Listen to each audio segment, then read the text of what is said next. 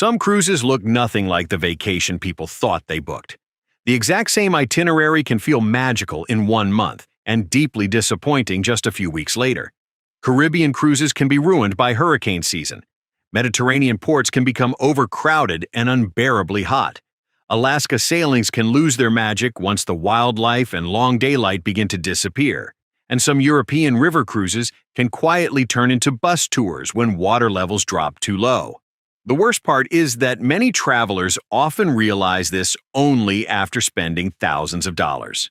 So, in this video, we are looking at the best and worst months to cruise some of the world's most popular destinations.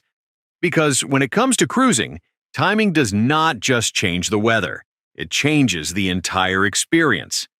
Let's start with one of the most popular cruise destinations in the world, the Caribbean. At first, late summer sounds like the perfect time for a tropical cruise. Warm beaches, blue water, palm trees, and a relaxing escape from everyday life.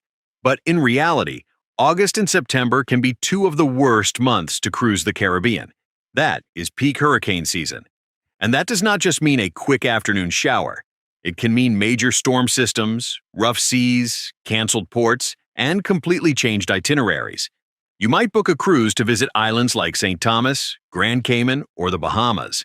But if the weather becomes unsafe, the cruise line can change the route. Ports can be skipped entirely, and you may not receive the refund you expected. The ship may still sail, but the vacation can feel very different from the one you paid for. Even without a major storm, the heat and humidity can be exhausting. Stepping off the ship can feel like walking straight into a sauna. Instead of clear skies and calm turquoise water, you may get gray clouds, strong winds, rough waves, and beach days that look nothing like the brochure. But when you cruise the Caribbean at the right time, it can be absolutely beautiful. The best months are usually December through April. The weather is warm but more comfortable. The water is calmer, and hurricane risk is much lower. January and February may be the best months of all. The holiday crowds are gone, and the islands feel more relaxing. One important tip. If you are sailing from ports like New York, New Jersey, or Baltimore during winter, try to choose a larger ship. The Atlantic can still be rough before you reach the Caribbean, and bigger ships usually handle those waves better. And before we move on, if you want more cruise tips that help you avoid costly mistakes, make sure to subscribe and turn on the notification bell so you do not miss the next video. While the Caribbean can become unpredictable because of storms, the next destination has a very different problem: too many people in the same place at the same time. Let's talk about Mediterranean cruises. For many travelers, a summer cruise through the Mediterranean sounds like the dream. Italy, Greece, Spain, Croatia, sunshine, blue water, ancient cities, and beautiful seaside towns. But July and August can be some of the worst months to go. This is peak tourist season across Europe. You may arrive in Santorini, Dubrovnik, Rome, Athens, or Barcelona expecting peaceful views and relaxed streets. Instead, several cruise ships may dock on the same morning. And suddenly every narrow street, viewpoint, cable car, museum, and restaurant is packed. The heat can make it even harder. Mediterranean port days are not always relaxing beach days. Many involve hours of walking across hot pavement, old stone streets, open squares, and ancient ruins with very little shade. Imagine finally visiting Mykonos or Rome after saving for years, only to spend most of the day standing in lines, searching for shade, and moving through crowds of exhausted tourists. That is why peak summer can disappoint so many first-time cruisers. Winter has the opposite problem. From November through February, the Mediterranean can feel gray, chilly, rainy, and much quieter. Some smaller port towns reduce their hours, and certain restaurants or shops may close for the season. The best months for a Mediterranean cruise are usually May, June, and September. The weather is still warm, the crowds are easier to handle, and the experience feels calmer. October can also be smart if you do not mind slightly cooler temperatures. But if you want the best balance of weather, crowds, and price, September may be the smartest month of all. Now let's move from crowded European cities to a destination where timing affects almost everything you came to see: Alaska. For many travelers, an Alaska cruise is not just another vacation. It is a bucket list trip. People dream about glaciers, whales, bears, eagles, waterfalls, and long summer evenings. But if you choose the wrong month, Alaska can feel very different. The month you usually want to avoid is October. By October, many things people travel to Alaska for are already disappearing. The salmon run is mostly over. Bears move deeper into the forest. Many whales have started migrating south. The wildlife that makes Alaska feel so alive becomes much harder to see. The weather also changes quickly. October is colder, darker, wetter, and much foggier. Rain can roll through the fjords, clouds can hide the mountains, and the bright views you imagined may be replaced by gray skies and poor visibility. That matters because almost every Alaska cruise experience happens outdoors. Whale watching, glacier flights, scenic rail rides, bear viewing, kayaking, and small boat excursions all depend on weather and visibility. If conditions are bad, excursions can be delayed or canceled, and you may spend a port day looking at rain instead of seeing the wild Alaska you came for.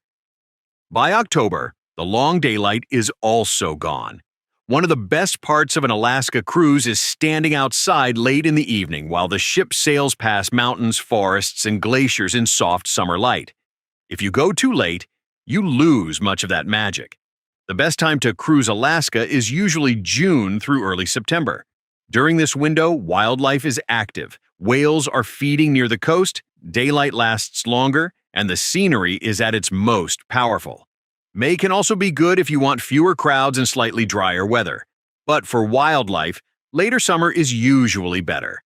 The insider window is late August into early September. Crowds thin, prices can be lower, early fall colors appear, and there is even a small chance of seeing the northern lights. Book excursions early. The best whale watching, glacier, and bear viewing tours can sell out long before you board.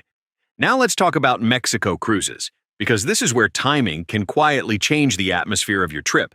Mexico can be one of the easiest and most relaxing cruise destinations, with warm beaches, short itineraries, good prices, and ports like Cozumel, Costa Maya, Cabo San Lucas, and Puerto Vallarta.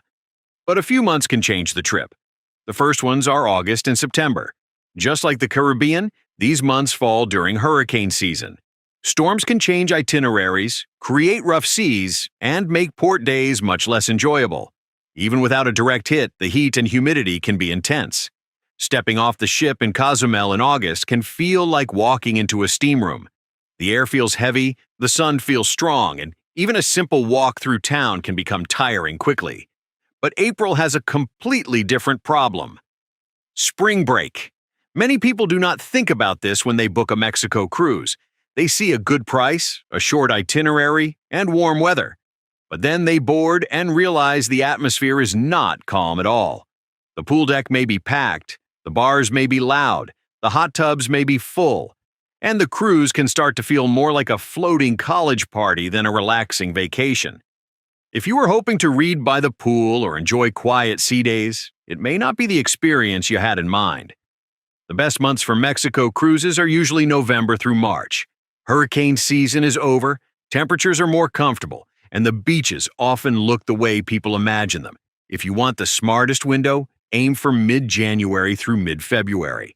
Holiday crowds are gone, spring break has not started, and prices can be much better than December. If you have ever booked a cruise in the wrong month, let me know in the comments. And if these tips are helpful so far, give this video a like so more travelers can avoid the same mistake. From warm Mexico beaches, let's move to a quieter kind of cruise, Canada and New England. This is not usually a cruise for pool parties, tropical beaches, or late-night entertainment. People choose it for calm ports, charming coastal towns, cool air, and one very specific thing: fall foliage. And that is exactly why timing matters so much. The months you usually want to avoid are August and November. August is too early. The towns may still be beautiful, but the famous fall colors have not arrived yet. The trees are mostly green, so you miss the main reason many travelers book this itinerary. November is too late. By then, most leaves are already gone. Temperatures drop quickly, skies can turn gray, and some seaside towns begin to feel cold and sleepy instead of colorful and alive. This cruise is all about the postcard version of autumn. Small harbors, quiet streets, historic towns, and hillsides covered in deep red, orange, and gold. If you miss that window, the cruise can still be pleasant, but it may not feel special. The best time for a Canada and New England cruise is usually late September through early October. That is when the colors often peak and the scenery can become genuinely beautiful. One smart tip is to choose a north to south itinerary if possible. Starting around Quebec City and sailing toward Boston can help you travel with the changing season and see stronger fall colors.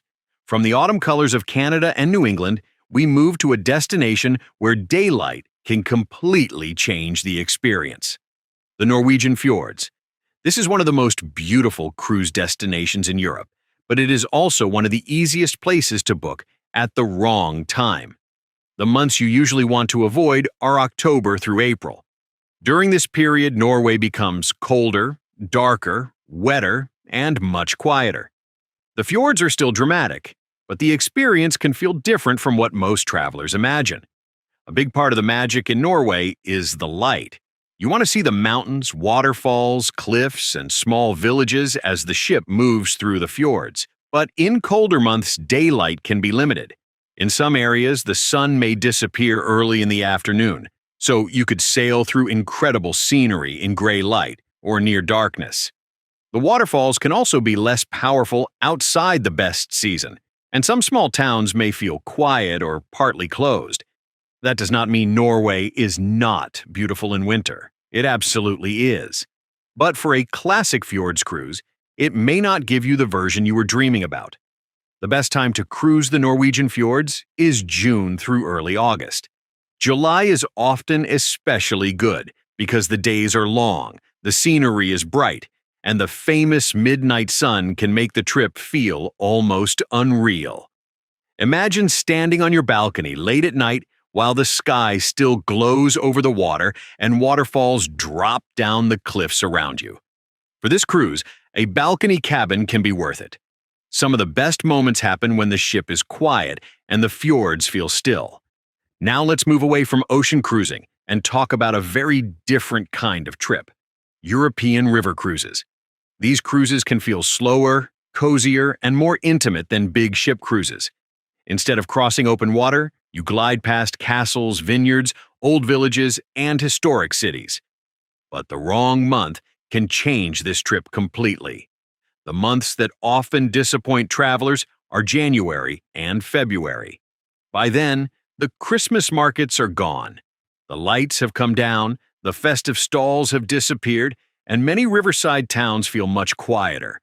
The weather is still cold, but without the holiday atmosphere, the trip can feel empty and gray. Summer can bring a different problem. In recent years, extreme heat has sometimes caused water levels on rivers like the Rhine and the Danube to drop too low for normal sailing. When that happens, parts of your river cruise can turn into long bus transfers, and that is not what most people paid for. You book a river cruise to relax on deck, watch castles drift by, and wake up in a new town each morning. But if the ship cannot continue, you may spend hours looking at scenery through a bus window instead. The best time for many European river cruises is late November through mid-December. That is Christmas market season. Cities like Vienna, Budapest, Cologne, and Strasbourg become magical. Town squares fill with wooden stalls, lights glow across old streets, and the smell of mulled wine, roasted chestnuts, and fresh pastries fills the air. It feels less like a normal cruise and more like stepping into a Christmas movie. Just bring comfortable walking shoes. The best moments happen on foot, often across old cobblestone streets. The final destination on this list is completely different from every other cruise we have talked about: Antarctica. This is not a typical vacation. For many travelers, Antarctica is the trip they dream about for years. It is remote, expensive, physically demanding, and unlike almost anywhere else on Earth. Here, timing is not just important, it is everything. The cruise season is very short. Most Antarctica cruises operate from November through March. Outside that window, the sea ice becomes too heavy, the weather becomes too extreme, and expedition ships simply cannot run normal sailings. so nature decides the season for you. But even within that short season, some months feel different from others. November is often one of the best times to go. This is early in the season, when the first expedition ships arrive after months of isolation.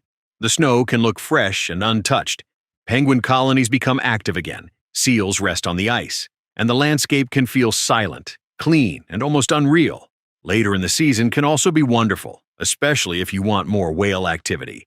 But November has that powerful first arrival feeling, when Antarctica still looks untouched by the season. There is one thing you need to understand before booking.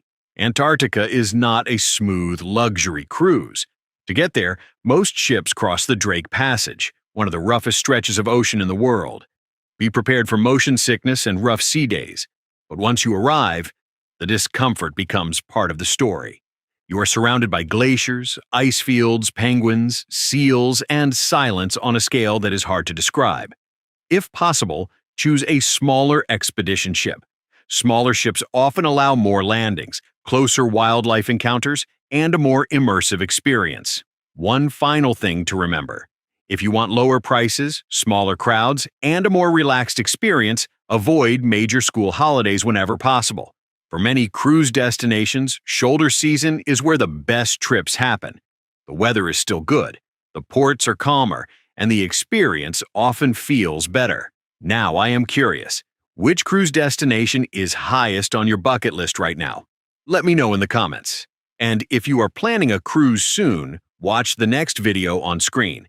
It is packed with cruise tips that can help you avoid mistakes many travelers only learn after they are already on board. If this video helped you, make sure to subscribe and turn on the notification bell for more smart cruise tips. Thanks for watching, and I will see you in the next one.